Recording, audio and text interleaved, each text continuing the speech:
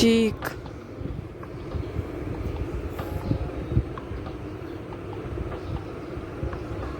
घना अंधेरा और ऊपर से उसमें जोरों से बरसती बारिश।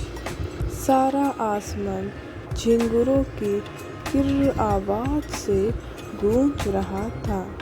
एक बंगले के बगल में खड़े एक विशालकाय वृक्ष पर एक बारिश से भीगा हुआ उल्लू बैठा हुआ था। उसकी इधर उधर दौड़ती नजर आखिर सामने बंगले के एक खिड़की पर जाकर रुकी।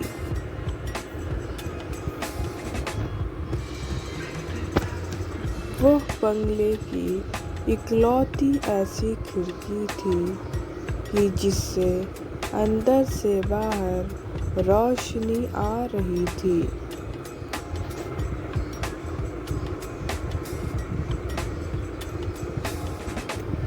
घर में उस खिड़की से दिख रहा वो जलता हुआ लाइट छोड़कर सारे लाइट्स बंद थे। अचानक वहाँ उस खिड़की के पास आश्रय के लिए बैठा कबूतरों का एक झुंड वहाँ से फड़फड़ाता हुआ उड़ गया। शायद वहाँ उन कबूतरों को कोई आदर्श शक्ति का अस्तित्व महसूस हुआ होगा। खिड़की के कांच सफ़ेद रंग के होने से बाहर से अंदर का कुछ नहीं दिख रहा था। सचमुच वहाँ कोई आदर्श शक्ति पहुँच गई थी, और अगर पहुँची थी तो क्या उसे अंदर जाना था? लेकिन खिड़की तो अंदर से बंद थी। बेडरूम में बेड पर कोई सोया हुआ था। उस बेड पर सोए साए ने अपनी करवट बदली और उसका चेहरा उस तरफ हो गया। इसलिए वह कौन था यह पहचानना मुश्किल था। बेड के बगल में एक ऐनक रखी हुई थी। शायद जो भी कोई सोया हुआ था उसने सोने से पहले अपनी ऐनक निकाल कर बगल में रख दी थी।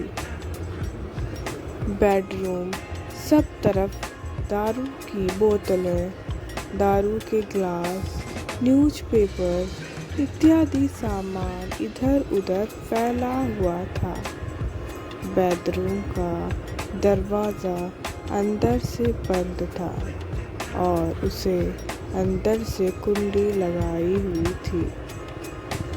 बेडरूम को सिर्फ एक ही खिड़की थी और वह भी अंदर से बंद थी, क्योंकि वह एक ऐसी रूम थी जो साया बेड पर सोया था।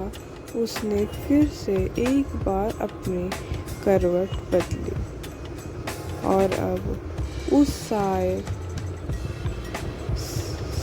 साए का चेहरा दिखने लगा। स्टीवन स्मिथ, उम्र लगभग 25-26, पतला शरीर, चेहरे पर कहीं कहीं छोटे छोटे दाढ़ी के बाल उगे हुए, आँखों के आसपास ऐनक की वजह से बने काले गोल गोल धब्बे। वो कुछ तो था जो धीरे धीरे स्टीवन के पास जाने लगा। अचानक नींद में भी स्टीवन को आहट हुई और वो हड़बड़ा कर जाग गया। उसके सामने जो भी था वो उस पर हमला करने के लिए तैयार होने से उसके चेहरे पर डर झलक रहा था। पूरा बदन पसीना पसीन हुआ था।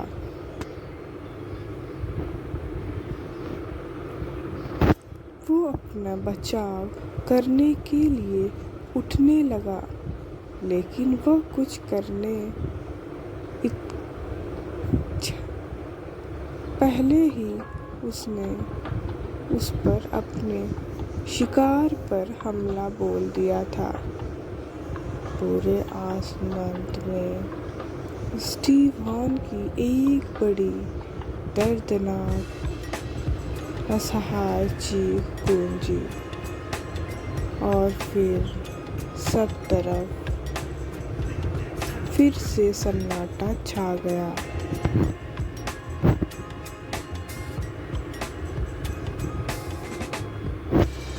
एकदम पहले जैसा।